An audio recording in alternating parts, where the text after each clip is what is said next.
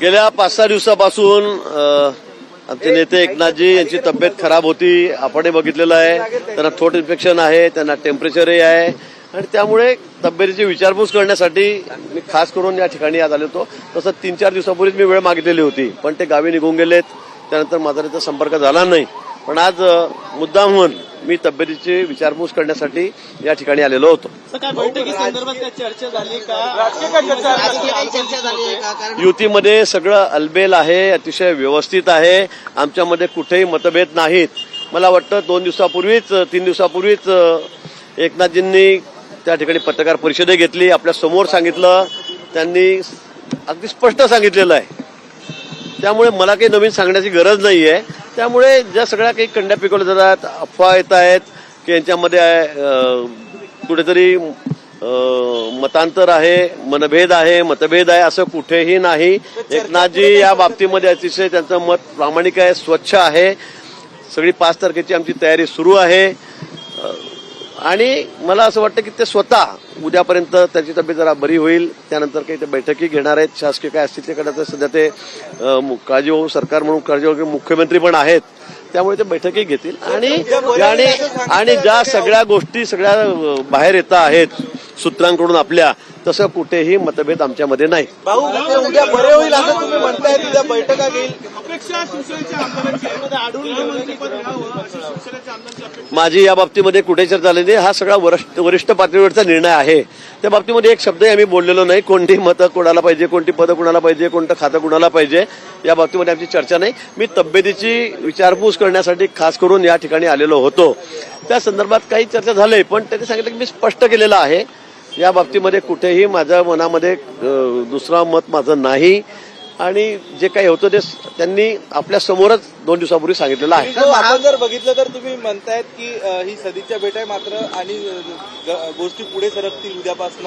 अजूनपर्यंत चर्चा पुढे काय सरकली नाही. उद्या त्याची तब्येत ठीक होईल असं तुम्ही सांगतायत. नेमकं कुठला औषधोपचार केलाय तुम्ही? नाही, औषधोपचार नाही. पण आज उद्या तेच मला म्हणले की उद्या 6 डिसेंबरच्या तयारी संदर्भामध्ये बैठक आहे.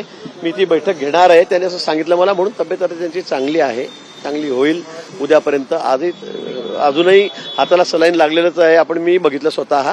पण मला असं वाटतं की उद्यापासून एकनाथजी स्वतःच सगळ्या गोष्टीचं लीड घेतील. आम्ही सर्व एकत्रच आहोत. आमच्यामध्ये कुठेही दुरावा नाही. कोणाच्या मनामध्ये कुठेही म्हणजे आम्ही प्रामाणिकपणे युतीमध्ये एकत्र आहोत. मी पुन्हा सांगतो आपल्याला. आणि त्यामुळे उद्यापासून परवापासून तुम्हाला 2-3 दिवसात आमचा शपथविधी आहे 5 तारखेला. त्यावेळेला आम्ही सगळे एकत्रित राहणार आहोत. तर दीपक केसरकर असं म्हणतायत की शपथविधी जो आहे तो महायुतीचा आहे, भारतीय जनता पार्टीचा आहे, असं वागू नका, असं दीपक केसरकर म्हणतात. अजिबात नाही. शपथविधीसाठी जी जागा निवडलेली आहे ती बघण्यासाठी बावनकुळे साहेब आज त्या ठिकाणी गेले होते. अचानक म्हणजे कार्यालयात बसले असताना 2-3 कार्यकर्ते ठरवलं की आपण तिकडे जाऊन चक्कर मारू, एवढंच झालं. पण त्या संदर्भामध्ये म्हणून कोणाशी कोऑर्डिनेशन झालेलं नाही, हे खरं आहे. उद्या आम्ही सगळेजण त्या ठिकाणी एकत्रितपणे जाणार आहोत. हे आमचं ठरलेलं आहे. संध्याकाळी ठरलेलं आहे, दुपारीच ठरलेलं आहे. पाहणी सुद्धा आम्ही त्या ठिकाणी करणार आहोत आणि पुढचे सगळे निर्णय जे काय असतील ते तुम्हाला दिसेल की आम्ही एकत्रितपणे घेणार आहोत आणि एकत्रितपणेच त्या ठिकाणी राहणार आहोत. 5 तारखेचा निर्णय जो आहे, 5 तारखेचा शपथविधी जो आहे, हा अतिशय दिमागदार असा कार्यक्रम या ठिकाणी होईल. आम्ही सगळं सोबत राहू. फडणवीस यांच्याशी काही बोलणं झालं का असं तुम्ही म्हणताय, परंतु उशीर का असा आरोप विरोधक लावतायत? कुठला उशीर? 5 तारीख ठरलेली आहे. 5 तारीख ठरलेली आहे. एवढं माइंडेड लोकांनी, जनतेने, मतदारांनी आम्हाला दिलेलं आहे. जनता सुद्धा खुश आहे, आपण बघतात आणि आम्ही सगळे खुश आहोत. याच्यामध्ये कुठे फक्त तब्येत एकनाथजींची खराब होती, त्यामुळे आपणही बघितलेलं आहे. 4-5 दिवस ते गावी होते, 2 दिवस गावी होते. नंतर इथे आल्यावरही त्यांच्यावर उपचार सुरू आहेत. हे सगळं स्पष्ट आहे आपल्या समोर. त्यामुळे इथे कोणामध्येही आमच्यामध्ये मतमतांतर नाही. फडणवीसांना फोन लावून दिला का त्यांचे विचार बातचीत करण्यासाठी? मला वाटतं फडणवीस साहेब आधीच त्याच्याशी तब्येतीची चौकशी त्यांनी केलेली आहे.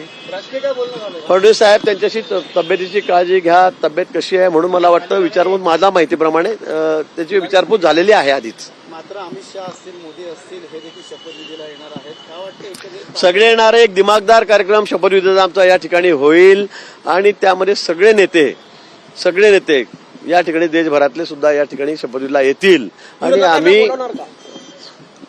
निश्चित आता ते प्रोटोकॉल आहे. अजितदादा दिल्लीला गेले होते. या संदर्भात मला कुठलीही माहिती नाही. दिल्लीला बैठक होणार नाही होणार. मी फक्त तब्येतीची विचारपूस करण्यासाठी या ठिकाणी आलो होतो. दिल्लीला बैठक होणार नाही होणार, कोणती खाती कोणाकडे राहणार, कोण मंत्री राहणार, या बाबतीमध्ये कुठलीही चर्चा आमची झालेली नाही. खाते वाटप अंतिम टप्प्यात आलंय. मला काही या संदर्भात माहिती, मी छोटा कार्यकर्ता आहे. या संदर्भामध्ये आमचे वरिष्ठ नेते आहेत, देवेंद्रजी आहेत, अजितदादा पण आमचे आहेत, सोबत आहेत, एकनाथजी स्वतः मुख्यमंत्रीच आहेत आजही, आणि मला वाटतं ते तिघी निर्णय करतील आणि त्यानंतर वरिष्ठ पातळीवर दिल्लीला हा सगळा निर्णय होईल.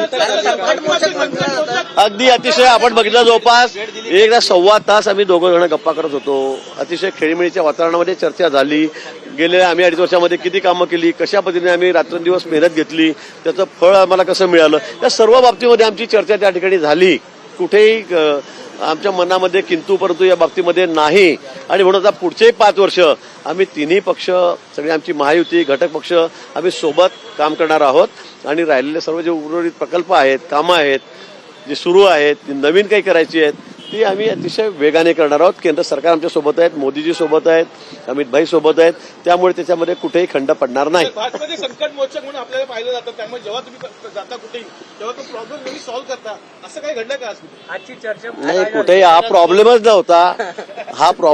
खरं म्हणजे मी फक्त तब्येतीची चौकशी करायला या ठिकाणी आलो.